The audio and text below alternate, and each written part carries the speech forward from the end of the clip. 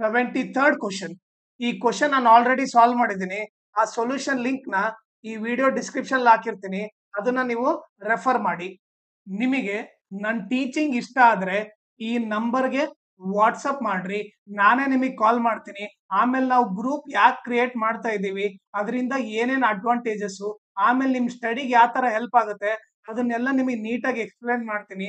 ಆಮೇಲೆ ನಿಮಗೆ ಎಕ್ಸ್ಪ್ಲೇನ್ ಮಾಡಿದ್ಮೇಲೆ ನಿಮ್ಗೆ ಇಷ್ಟ ಆದ್ರೆ ನೀವು ಈ ವಾಟ್ಸಪ್ ಗ್ರೂಪ್ ನ ಜಾಯ್ನ್ ಆಗ್ರಿ, ಇಲ್ಲಾಂದ್ರೆ ನಿಮ್ ಇಷ್ಟ. ಬಟ್ ನೀವು ಮಾತ್ರ ಈ ನಂಬರ್ಗೆ ವಾಟ್ಸಪ್ ಮಾಡ್ರಿ, ಓಕೆ? ಸೋ ದಟ್ ನಿಮಗೆ ಡೆಫಿನೆಟ್ಲಿ ಹೆಲ್ಪ್ ಆಗುತ್ತೆ.